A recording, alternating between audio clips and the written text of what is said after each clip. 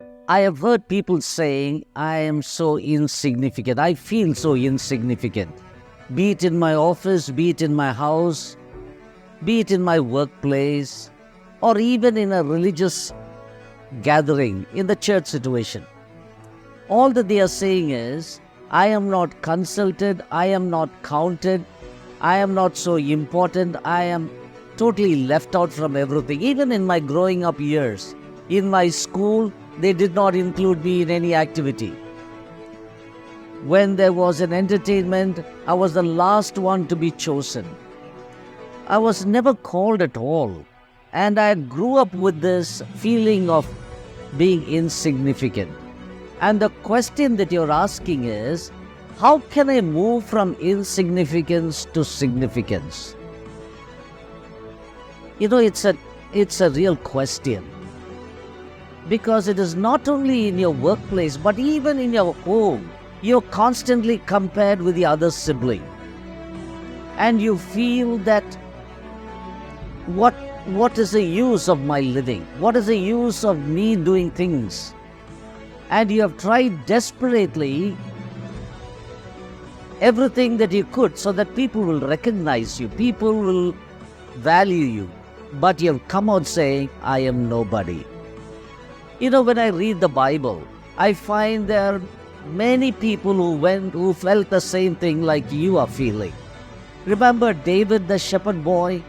He is the youngest among the 8 siblings, the youngest in the family.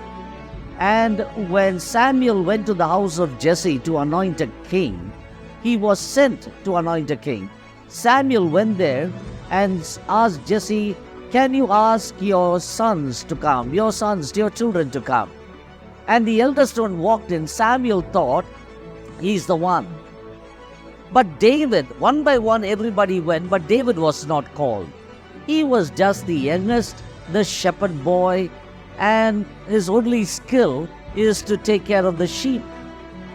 Friend, notice this. Even when others do not notice, God noticed David. Nothing is closed. God can see through everything. You can stay inside your room. You can stay inside your cabin. You can stay under the tree, wherever you are, feeling insignificant. But the Lord knows. The Lord puts that value on you because you are fearfully and wonderfully made. The Lord has picked you up. And David was called from the field and he was anointed. That is why in Psalm 27, David says, even if my father and mother forget me, Lord, you will not forget me. What a testimony. Now, you need to make a choice. Whether you want to keep blaming and giving excuses, or you're saying, I want to make a difference in my life, I want to move on. It's your choice. It's left to you. Don't keep on blaming the past, your parents, your failure. Just trust the Lord. The second person I would like to place before you is Jabez. Jabez, nobody knows much about his family background. But he says, my mother bore me in pain. We really do not know what pain she went through, whether it was a labor pain or what the environment, we do not know. Jabez could have sat there and said, this is my environment. I was born in pain. But remember this. He cried out boldly. He says, God, bless me. Lord, bless me. Enlarge my territory. Let your hand be upon me. Keep me from evil. Look at that prayer.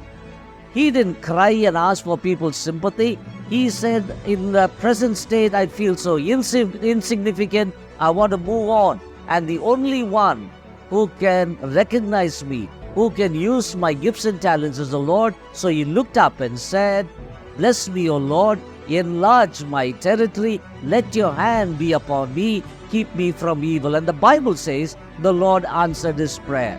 My friend, there is a future for you.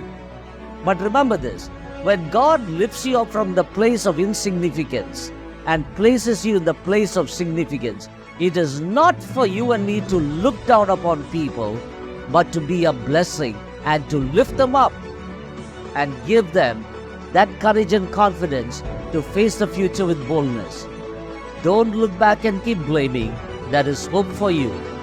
Cry out to the Lord, trust the Lord, and He will move you from a place of insignificance to a place of significance.